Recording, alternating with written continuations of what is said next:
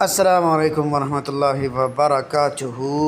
آج تاریخ ہے 27 اپریل، اور تقریباً آج کوئی 3 سے 4 دنوں بعد کام پہ نکل رہے ہیں۔ پتہ نہیں کیا وجہ ہے، جب سے پنجاب سے آئے ہیں کام کرنے کو دل نہیں کر رہا، تو آج نکلے ہیں۔ گھر سے ابھی کام کے لیے نکل چکا ہوں، بازار سے گزر رہا ہوں۔ یہ ہمارے گلی کا بازار ہے، محلے کا، جس پہ ٹوٹل دکانیں کھلی ہوئی ہیں 2۔ ایک ہے دودھ کی دکان اور ایک ہے پرچون کی دکان۔ ایک تو کراچی میں مصیبت یہ ہے کہ صبح صبح اگر آپ اٹھ جاؤ، کچھ چیز آپ کو ضرورت پڑ جائے تو مصیبت ہے کہ کیا آپ کو وہ چیز یہاں سے مل جائے۔ رکشہ اسٹینڈ پہ پہنچ چکے ہیں، اور چاچا جی نے رکشے دبا کے رکشے کو پیچھے کھڑا کیا ہوا تھا۔ میں نے کہا رکشہ اٹھاؤ یہاں سے۔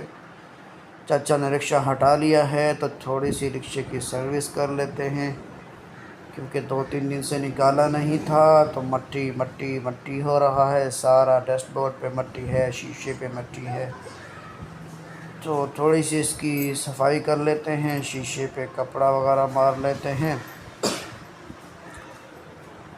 اور یہ دیکھیں جی کیسا چمک دھمک گیا ہے، ایسا لگتا ہے جیسے 2024 نہیں 30 ماڈل کا رکشہ ہے میرے پاس۔ کام پہ نکلتے ہیں، بسم اللہ الرحمن الرحیم۔ یہ جی رحمانیہ موڑ پہ آ چکے ہیں۔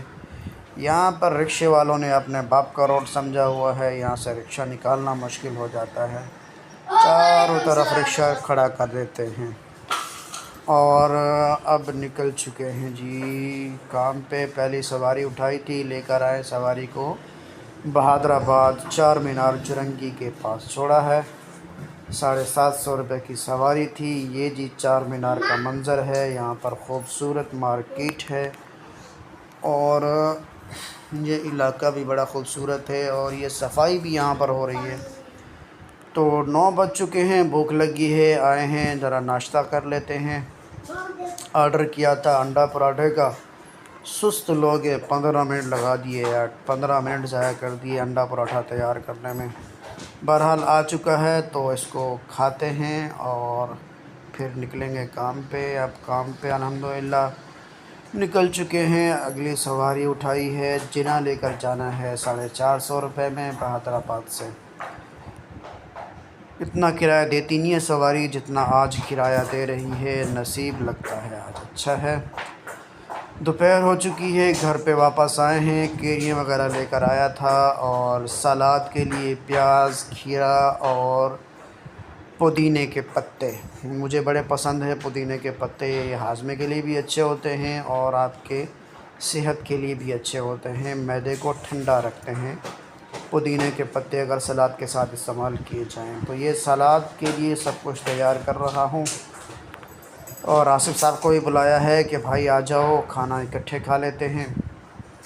آصف صاحب موبائل پہ گھسے ہوئے ہیں، اور یہ رانی ہے بیٹھی ہوئی میری، اور یہ سلاد الحمدللہ تیار کر لی ہے۔ یہ پودینے کے پتے جن کی میں تعریف کر رہا تھا، آپ کو بھی مشورہ دوں گا کہ پودینے کے پتے استعمال کیا کریں، بڑے مفید ہوتے ہیں، بڑا فائدہ ہے ان کا۔ تو الحمدللہ جی سلاد ہو گئی ہے تیار، پیاز، کھیرا۔ اب پانی میں ذرا ان کو واش کر لیتے ہیں اچھے سے۔ تو پانی آ گیا ہے، پانی کے اندر ڈال کے ان کو اچھے سے واش کریں، کیونکہ اس میں مٹی وغیرہ لگی ہوئی ہوتی ہے، خاص طور پہ پودینہ کے پتوں پہ۔ تو ان کو صفائی کرنے کے بعد ایک ٹرے کے اندر ڈالا ہے، اور یہ پیاز اور پودینہ سبحان اللہ، آپ کے منہ میں پانی آئے نہ آئے، میرے منہ میں پانی ضرور آ رہا ہے۔ یہ کھیرے آ چکے ہیں جی، ان کو رکھا تھا فریج میں ٹھنڈا ہونے کے لیے۔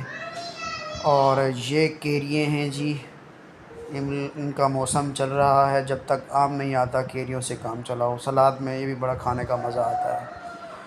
اور 5-6 لیمو لے کر آیا تھا جو اس کے اوپر نچوڑنے ہیں، اور اس کے بعد آصف صاحب کے منہ میں پانی آ رہا ہے، بولا جلدی کرو بھائی۔